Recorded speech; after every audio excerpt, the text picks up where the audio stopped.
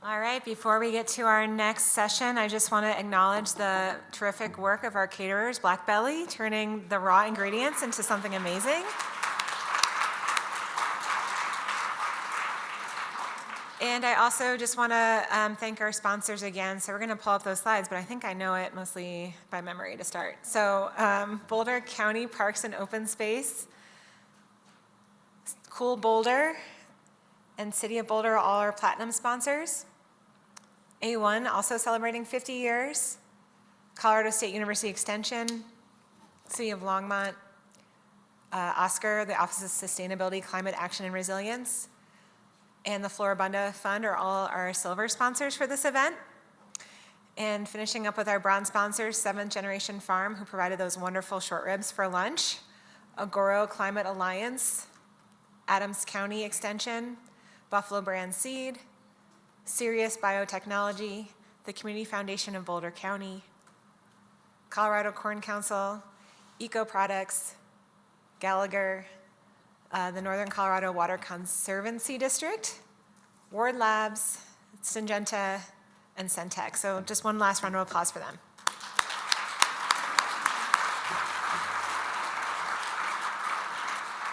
All right, and next up we have a fun information session from the Colorado Department of Agriculture. This is our first year doing this, and I'm very excited because they've been doing a lot lately, and I'm really actually not familiar. So it's gonna be good to know what they have for us. So I'd like to introduce Kristen Boyson, I'm so sorry. She's the Managing Director of CDA's Ag, Drought, and Climate Office, and she supports the resilience and stewardship of Colorado's farmers and ranchers. In this work, she supports the Colorado Soil Health Program, the Department of Agriculture's Energy Program, what is that, Acre 3? And works with other state and federal agencies, stakeholders, and producers to develop climate plans and programs. Please help me welcome her to the stage.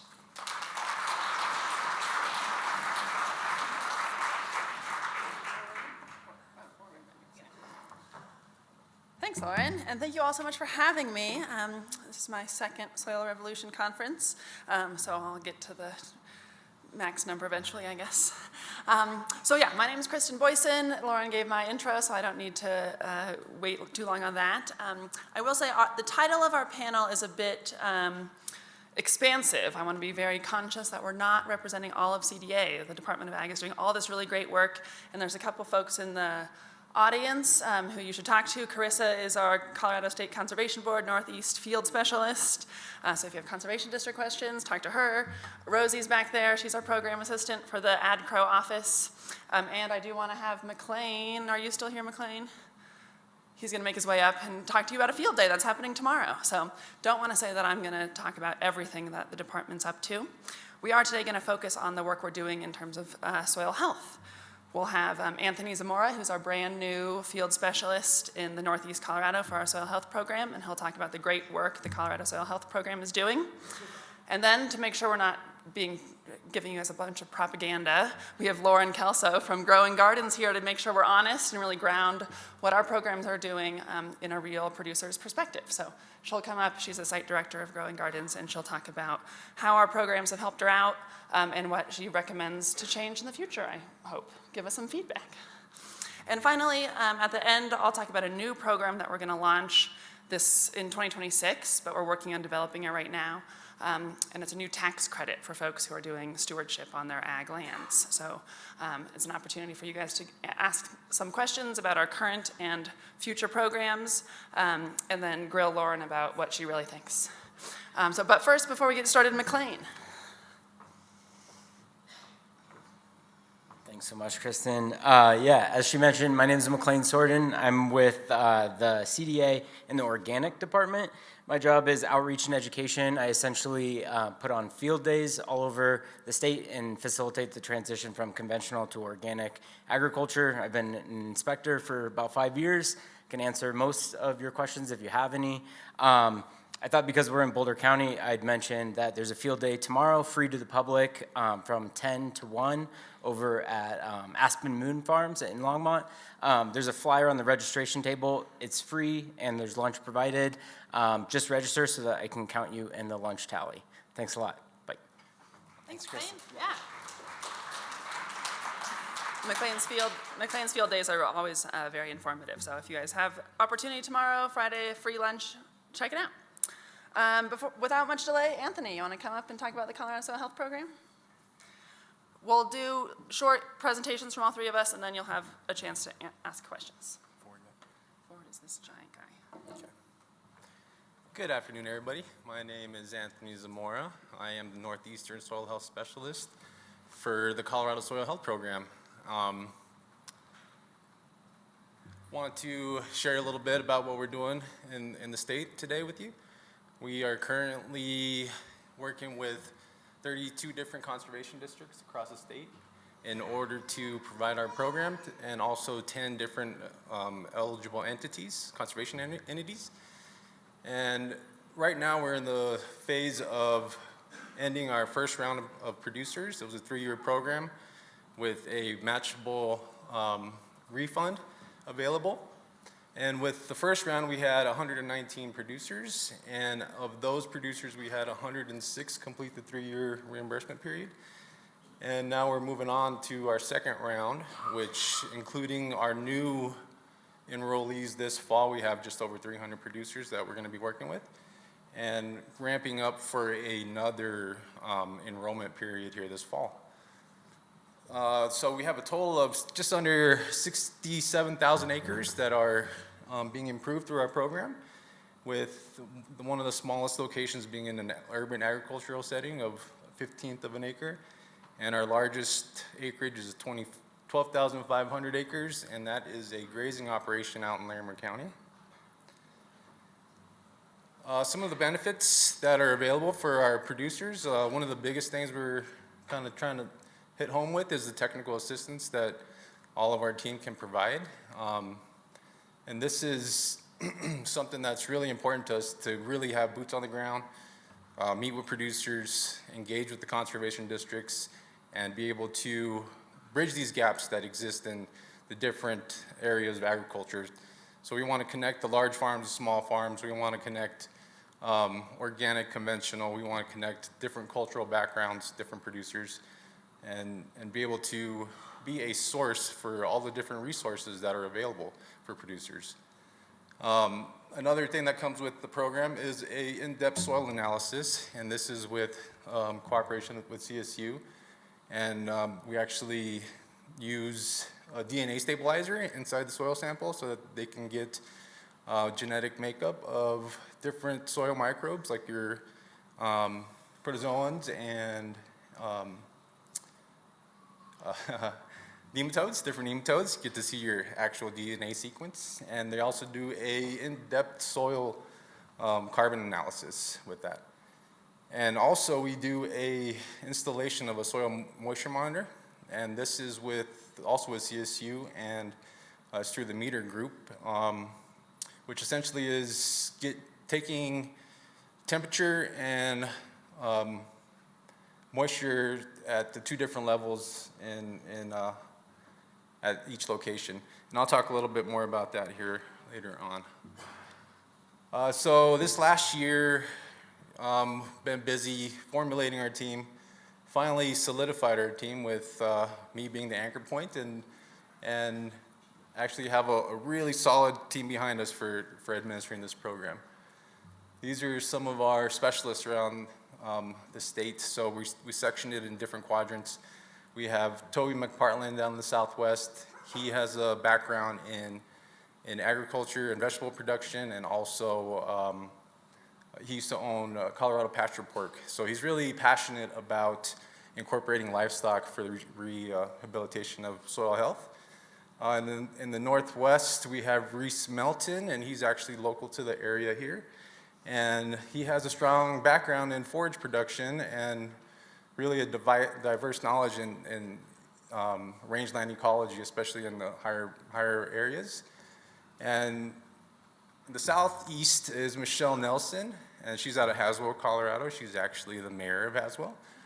And it's a small town, but she's doing both. She actually has a lot of background in rural irrigating, crop production out in Weld County. Her family farms out there, and She's out in the southeast corner of the state. She's been out there for a while now, so she's got a pretty good grasp on all the dryland production as well.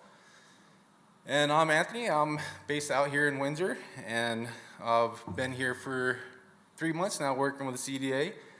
A little bit more about me. I used to own and operate a small-scale family farm and CSA operation. I did that for about 15 years, where we mainly focused on the production of old world heirloom crops, but also specialized in sweet corn production, where we would plant about an acre and a half of sweet corn successively each week, so we'd have a 10-week harvest period, and mainly market that through farmers markets from Cheyenne to Denver, and local grocers. And another big buyer of our sweet corn was actually the Weld County School District, RE6. Did a lot of work with them on the initiation of the Farm to School program out there, and sat on their producer seat, and which I was tasked with producer engagement, producer recruitment, and farmer in the classroom activities, which, go back here. Those guys on the far end, that's Astro and Pluto. Those are the stars, the true stars of all the farmer in the classroom activities. But I would do other things where I'd take vegetables in, and a lot of rainbow vegetables, rainbow carrots, rainbow beets, rainbow chard, and let the kids really handle and take a look at how there's actually not just only orange carrots out there. And a lot of seed demonstrations, which I was really into. We'd take like the Three Sister seeds, let them interact with the different seeds, take those home to plant. I've also done a lot of mid-scale vegetable production. It was mainly organic potato production, conventional as well. And with that too, there was a lot of commodity crop production, organic and conventional corn and wheat. But I most recently was managing a farm out in Franktown, Colorado, and this was a agri-hood farm. So it was a farm that was based around the community. And instead of them having a golf course, they had the farm to participate in.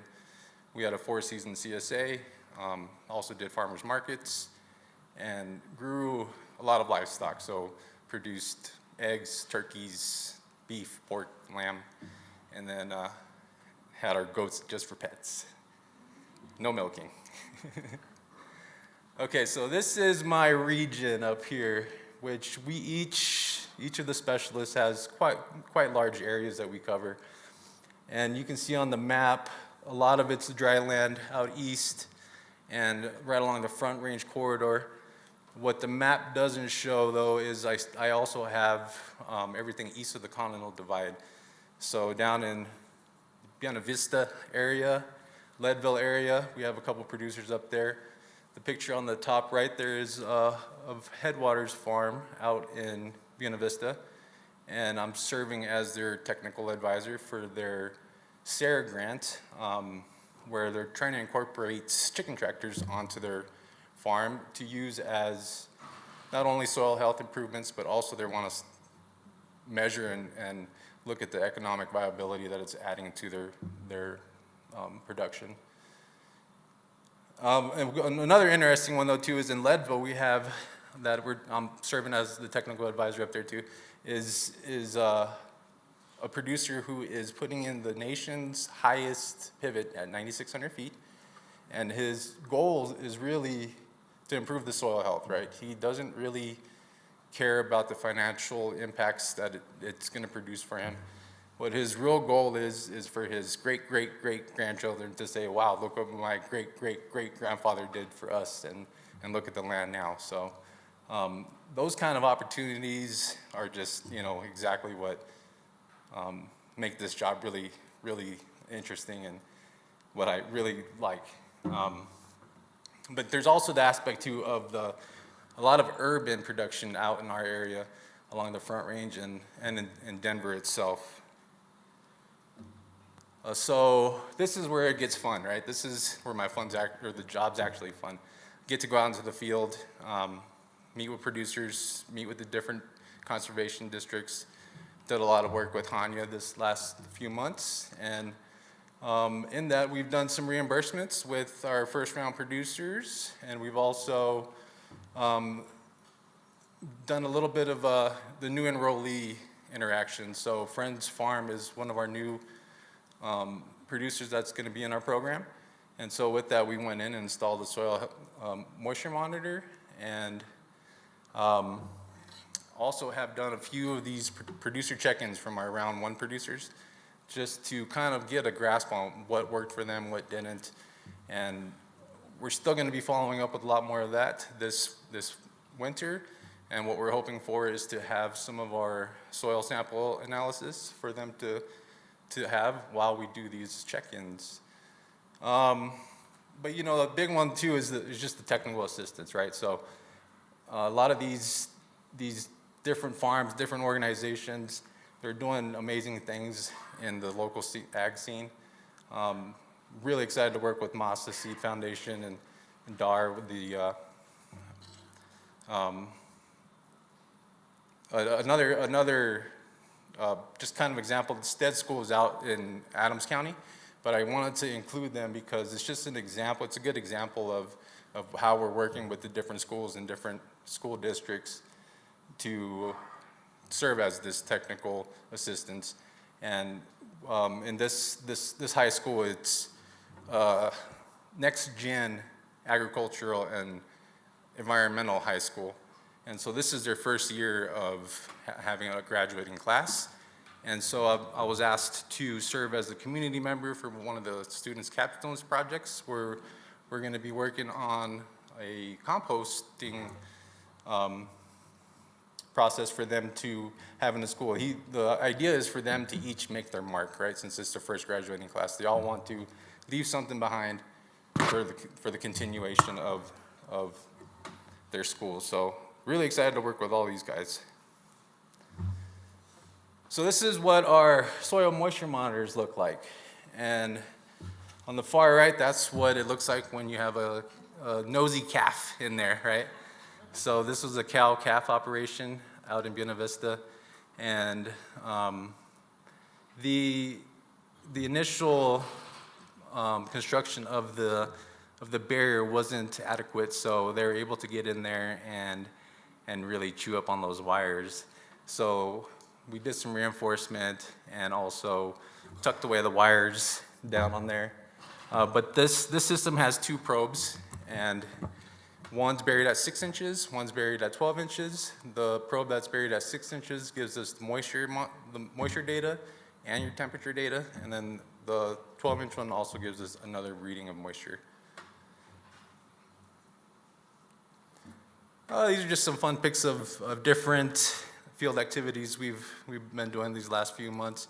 We did the state FFA range judging out in Yuma down there. That was Michelle giving a demonstration to all the kids. And we also have been doing a lot of them, just dealing with the moisture monitors. That one we're actually putting an antenna on up in the high country. And other events, those are another field day. And then that's a composting, inoculation composting facility that they're trying to do up in Hotchkiss. And then this last picture, extra points for anyone who knows where that's at, but that's just a little patch of Kunza. All right.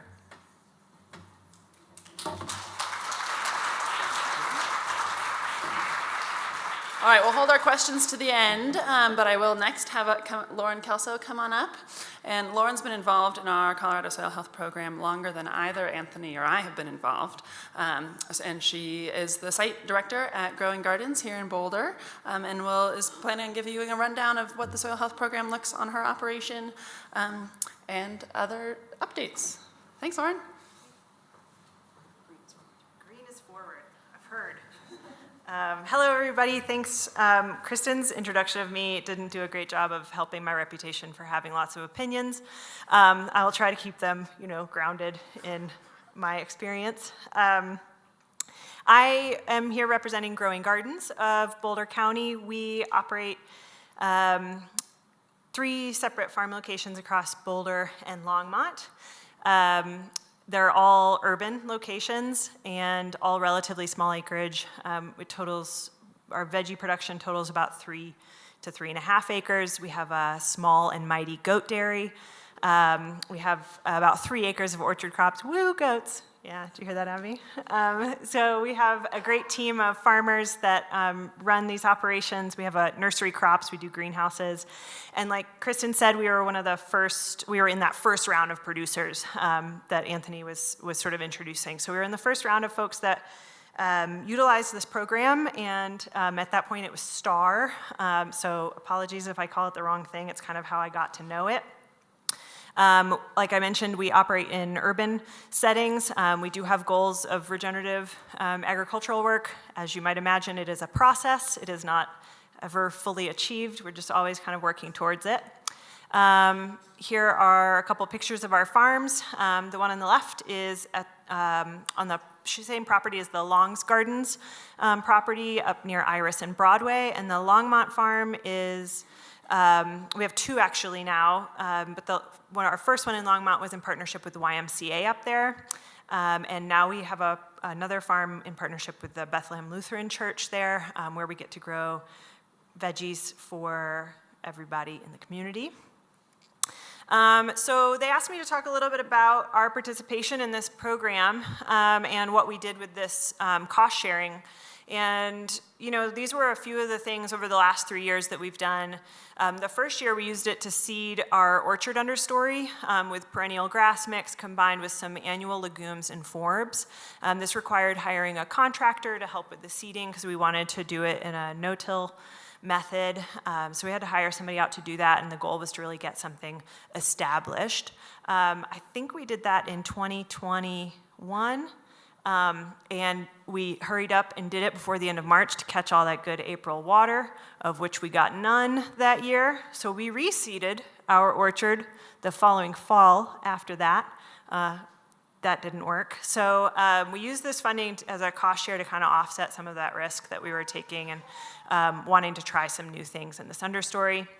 The Longs Gardens property with Catherine and Dennis Gates and their farm manager, Randy, we share this property with them, and so they also participated in this program and used some of the cost share to purchase plants for perennial prairie strips and some hedgerows and other perennials on their side of the property, which are really gorgeous, I know, serving all sorts of other ecological benefits, but also really look amazing, and just cover crop seed. So those are the things we use our cost shares for over the last few years. A few of our take-homes was that it was relatively easy to do, and that we have a great conservation district here. And I think one of my soapboxes about these programs is always like the administrative burden should really match the benefit, the financial benefit. For me, I really feel like this program did that for us. The Conservation District took on a large part of the administrative work. They came to us for once-a-year meetings. We talked about goals and things we wanted to do, and then I sent them, various receipts and a half-understandable Excel spreadsheet, and they put it into a real document that allowed us to get our cost share back. So, the on-ramp was also very easy. Anybody that's worked in federal programs knows that the on-ramp is almost non-existent. So this, in contrast, has been really nice in general. I cannot say enough wonderful things about the CDA programs and how accessible they are for small-scale producers. I think this has been a goal, and it is clearly being worked on, and it makes a big difference for us because the pay structure for small acreage is quite minimal, but you don't want to leave it on the table. So it's been helpful to have that burden be lessened since we're not pulling down lots and lots of money for these programs. And then I liked having the touch point with our conservation district. Hanya and for her. Vanessa, we're really good about, engaging with us in different times of the year, and kind of bringing different producers together. We've hosted a couple of farm visits in our orchard and other places to just kind of share information with other people that are interested in doing similar things. So I think that relationship has been beneficial. And it gave us a good launching point for some of the bigger ideas we had. It got us thinking in this way of like, okay, maybe we can try some new things. There are some programs out there that'll help us offset some of those upfront costs, and that's really all these are really there for, as far as I think of them, is just like to make some change and to try some things that may or may not work. And it gave us some practice at doing that, saving the receipts, at kind of going through these processes. This is where the opinions come in. I do always have a couple. Of how this program I think could be better, and I preface this with me not knowing really exactly what they're working on at the department. This is just from my perspective of where we are leaving this program. I think the soil health monitoring is so important. It's really interesting. We are now monitoring soil for all sorts of things, and it is really helpful. But I'd love to see some way of comparing those outcomes with other things, more comprehensive sort of observational-based information, yields, ecology health assessments, really more something that kind of gives us a more holistic picture of not just what our soil is doing, but what everything else is doing in partnership with it, right? I think the water, Anthony mentioned sort of water retention, and they're implementing some of those things for this next round. I think that would be super valuable. And the soil tests, also it sounds like, Anthony maybe beat me to this, the soil tests being put into a comparative format for producers to use, similar to what Elizabeth has done through CSHP. Anything that can allow us to see something year to year, and if anybody else can kind of show us that data instead of us having to try to put it into the right format to do those comparisons, is super helpful. And I think would make it a stronger program. And I'm always sort of advocating for higher minimum cost shares for small acreage. We've seen this for some of the federal programs where they've made the minimum sort of payments higher for small scale producers because we are coming up against issues of efficiencies and things like that. And so it sort of helps offset that and also the higher labor costs. So those are things that I think would be interesting. I've been generally really grateful for the program, and I'm excited to hear more about this whole tax thing Kristen's been working on. So, thanks.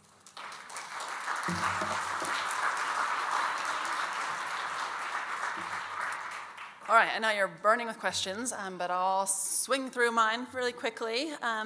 So Anthony and Lauren talked about our existing soil health program, which is very focused on technical assistance, on building these local partnerships with our districts, on helping producers wherever they are in their soil health journey with technical assistance, and also that reimbursable grant. Last year, the state legislature passed a new program that is going to go into place in 2026 called the Agricultural Stewardship Tax Credit. And this tax credit is very much kind of bare bones. You do your great stewardship practices and you get a tax credit at the end of the year. So we're pretty excited about it. It's going to complement, although definitely not replace, our soil health program and our partnership with STAR. It's the first of its kind, as far as I can tell, in terms of a tax credit that's based on practices implemented. So we won't be collecting receipts and giving you a cost share or anything like that. It's in fact, did you do what you said you were going to do, and on how many acres, and then that's what you get your tax credit based on. It's refundable. We know a lot of producers have pretty low tax basis, so you'll get a tax refund if you qualify for this tax credit, regardless of how much you owe in taxes. It's a income tax refund. The trick is, of course, it can't overlap with any existing grants, either state or federal, or other tax benefits that you're getting to do those same practices on the same acreages. Essentially, you don't want to pay twice for the same thing. But if you expand your practices to new acreages, or if you add on new practices to the same acreage, you'll qualify. So if any of you are enrolled in, say, the Boulder Soil Health Program that was mentioned earlier, or our soil health program, you have to do kind of more to get this tax credit. Or if, like Lauren, you're phasing out of our soil health program, you can then roll over and qualify for this. So there are 7 practices that are in the legislation that are definitely qualified, and we're kind of taking feedback right now if you want to see more practices included in this list. These should look very familiar. A lot of these things are being done on our regenerative and soil health focused properties, farms, excuse me. I won't read them all, you can see them. We're definitely also going to include irrigation water management practices and kind of emphasize that compost application because we've seen kind of the federal programs lack in those 2 areas. So because it's a government program, of course, we have a complicated rulemaking schedule. We are here right now getting input from stakeholders and talking to folks, seeing what would work for their operations. My goal for this program is to have it be impactful, have like real outcomes on the ground in terms of improving our natural resources in the state, and 2, make it easy for producers to use because we want people of all operations across all corners of our state to use it. So, you know, those are kind of push and pull. We can't just have you sign a form and us give you money. There will be a verification process to make sure those benefits we want to see are being done. But we want to make it a usable program. So we're here getting feedback from folks. In the spring, we'll do like pretty targeted engagement to make sure we're reaching out to all the folks we need to hear from, including you know, historically underserved producers. And then in like March, we're going to do our formal rulemaking process. So I hope through all the outreach we're doing, our formal rules will not be a surprise to anybody, but they will be formally adopted, hopefully in June of 2025. And then that'll give everybody 6 months to like read the rules, figure out what's happening, call me up, being like, what the heck is happening? And then starting in 2026 is when the tax credits will be available. So you'll apply in the winter or fall of 2025, and in 2026, you'll do your practice. And then when you submit for your taxes in April of 2027, you'll get your tax refund. So long calendar time, sorry. If you are on a different tax schedule than that, we'll definitely work with you. Not a problem. So like I said, we really want to hear from folks. We want to hear from producers, farmers, and ranchers of all scales. If you're not a farmer and rancher, I would also like to hear from you, especially if you're a tax expert. Come find me after this. Talk to me today about it. We have an online survey. I'll show you a QR code in one hot sec. We do have 2 webinars scheduled in January. If you go to our website, you can sign up for those. And then we'll be all around the state this fall, or this winter, excuse me, talking to folks. Rosie, raise your hand again. Way in the back, bother her. So if you want to look at the survey, if you just want to have the survey on your phone or anything, here's the QR code for that survey. And that's just like feedback of things that you want us to consider as we design this new program. Great, and with that, I think I'm all done. I'll keep that QR code up for one more second while our panelists come back up, and please ask any questions. I think we're going to use poll EV again, so plug in your questions to the poll for either me or Anthony or Lauren. Thank you. Yeah. Everybody done with this? Great. Okay. Should we? Oh. Wow. I'll make those. Yeah. You guys can use those. I'll come sit by you. Lauren, are you going to ask us questions? Great. Are there questions already, or should I start? You can start with questions. So that Poll EV website, again, is open for questions for Kristen, Anthony, and Lauren. So while we're waiting for that to populate, you guys can just chat, and then once they come up, Vanessa will ask. Great. Quick question for you guys while the questions come in. You know, a lot of these practices have been going on for quite a while. We know about reduced till, we know about no-till, we know about cover cropping. Is there anything like new and exciting that you've seen people adopting, either in that world or new things? The only thing I would add to that list, and I think I saw intercropping on your list, alley cropping, intercropping, I think, again, a practice that's been around for a long time, but I think it really highlights a practice that does take additional effort, and one that isn't recognized in a lot of the federal stuff, so it's nice to see that showing up in some of the state conservation stuff. I would say a lot to do with more involvement with different composting techniques and integrating, inoculating wood chips, building up fungi and your bacterial microbiology within your soils, and extracting, a lot of compost extraction too. Yeah, and the other, Lowell, I think it was that mentioned biologicals, and I feel like that is something some people are further ahead than others. It's definitely something that we're learning a lot about and interested in learning more, so. Right. Okay, and just a reminder, it's pollev.com/lcolb303 if you'd like to enter a question. All right, Kristen, a question that came in, how much is the tax credit, or like a range or estimate is fine? Yeah, great question. So the legislation has specific tiers that you'll qualify for. So if you do 1 practice, you're in tier 1, 2 practices, you're in tier 2, 3 practices, you're in tier 3, and there's specific kind of minimum and maximums for each of those tiers. We at the Department of Ag are going to set, kind of like NRCS does, a dollars per acre for each of our practices, with some caveats probably, depending on what your operation looks like. The total maximum you can get is $300,000, so it's a lot of money. And those minimums are going to be really high for small acreage You bet. operators. That's great news. Thanks, Kristen. Yeah, I mean, but no, Actually know what truly. they're planning. Lauren, you're not the first person to mention this about our small acreages, and we definitely see what do they call it in economics when there's a startup cost that's the same for everybody, and then the more you do it, the cheaper it gets. So these minimums are hard for small producers to deal with, because when we're giving you a couple cents an acre, you're like, well, thanks for nothing. So we actually have a new urban ag specialist in conservation services at the Department of Agriculture, and we're definitely going to plug into her and her groups to make sure that everybody's feeling like it's a usable program. Okay, another question about the tax credit. Do you have to own the land to qualify? Great question. No, you don't. We definitely want to make sure that folks who lease land are eligible. They're the ones doing the work. They're the ones managing the land. We'll probably have some requirement that you need to give us proof that you have permission to manage the land for the year. But yeah, it's an income tax thing, so it'll go to the leasee who's producing the food, not necessarily the landowner.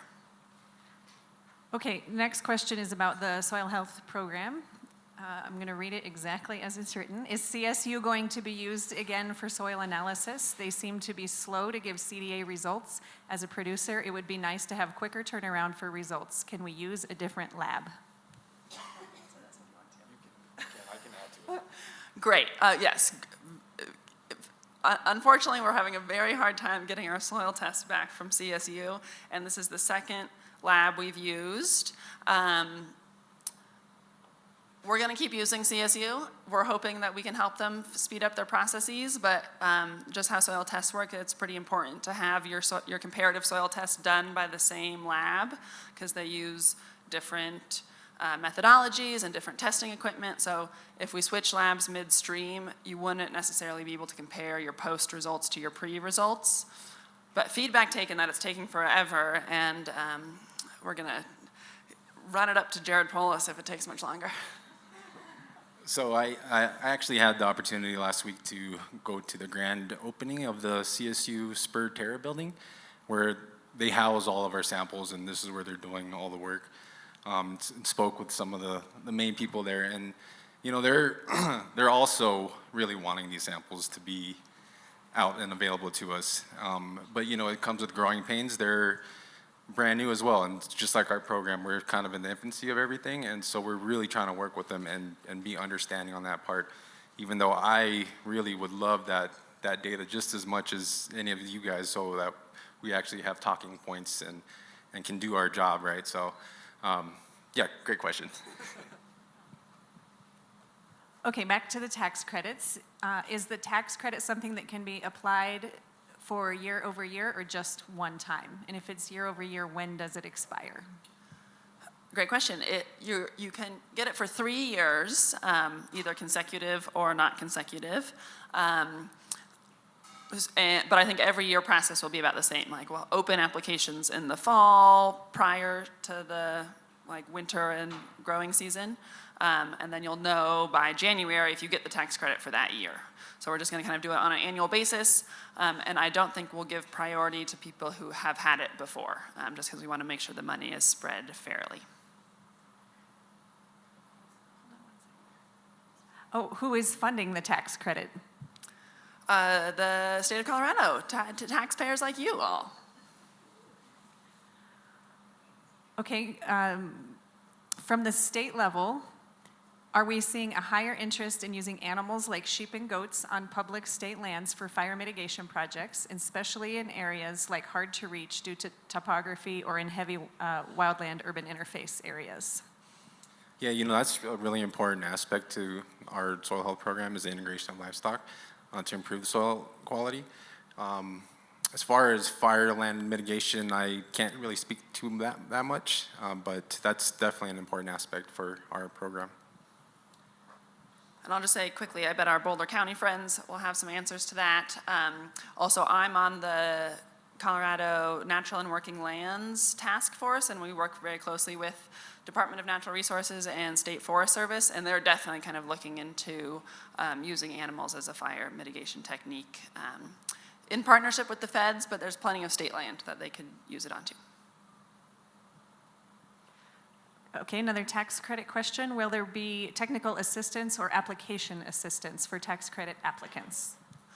Great question. We're still working that out. Unfortunately, we have very little kind of operating or capacity funding to help us run this program. So we're really going to lean on our existing staff through the Colorado Soil Health Program and our partners in districts. But that's like one of the main differences is the soil health program comes with all this great support, and the tax credit is going to be pretty streamlined. So, yep. Good luck. We'll do our best to make it easy. Okay, coming back at you, Kristen. Will there be a standard to meet to claim the tax credit? I'm assuming it's like a standard of practice is the question. And yes, we're going to have definitions for each of our practices. We hope that they are not prescriptive because we know everybody has a different operation and a different strategy, and we don't want to kind of say you have to do A through Z of all these different things. But like I said at the top, we do want to make sure the practices are actually being done and done in a way that will make a difference for the soil, for the natural resources, for the water resources. So there will be some standards, but they will be very clear in the rules ahead of time and in the application when you sign up what you need to do to get the tax credit. Okay, we have one last question. We're back to STAR, or Soil Health Program question. Once the 3-year program is over for a producer, are they able to keep the meter soil moisture sensor and pay for a subscription themselves through Zentra, or do they need to give back the technology once the 3 years is over? No, it's all based on the producer's preference. So if you guys want to continue that service, that's definitely something that we're leaving out in the field. But with that being said, your obligation is to continue that subscription, right? All right, well, thank you so much, Colorado Department of Agriculture and Lauren Kelso.